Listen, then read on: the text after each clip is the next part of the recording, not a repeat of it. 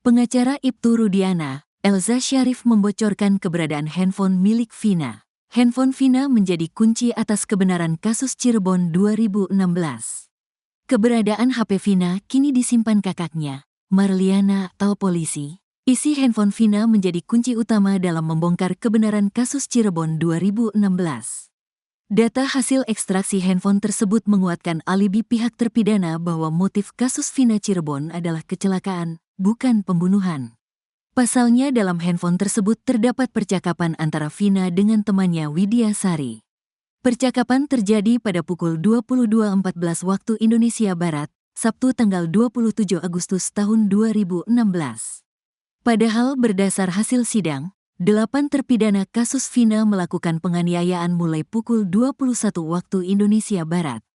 Elza Syarif, pengacara Ibtu Rudiana, mengatakan handphone Vina ditemukan dalam saku celana Eki. Waktu ditemukan Suroto dan polisi, handphone ini ada di kantong Eki yang celananya skinny itu, kata Elza Syarif saat diwawancara Christian Greek. Kata Elza, handphone masih dalam keadaan utuh, tidak pecah, katanya. Ia berpendapat jika memang Eki dan Vina mengalami kecelakaan, seharusnya handphone itu sudah rusak. Kalau kecelakaan abis dong handphonenya, rusak, kata Elza Syarif. Setelah ditemukan menurut Elza Syarif, handphone sudah diserahkan pada kakak Vina, Marliana. Terus diserahkan dan dipakai sama Marliana, kakak Vina, kata Elza Syarif. Padahal sebelumnya, Marliana mengaku belum mengambil handphone Vina.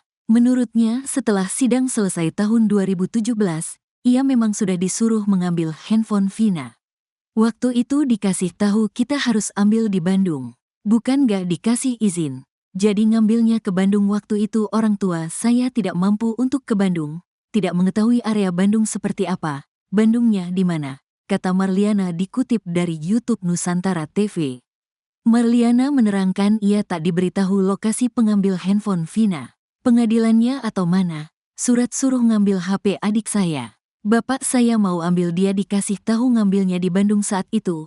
Untuk di Bandung kalau tahu tempatnya gak masalah, ini kan bapak saya gak tahu Bandungnya mana, katanya. Selain itu Marliana dan ayahnya juga terkendala biaya untuk ongkos mengambil handphone Vina. Terkendala biaya juga, katanya. Oleh karenanya Marliana mengaku hingga kini tidak menyimpan handphone Vina. Jadi sampai sekarang belum diambil, kata Marliana.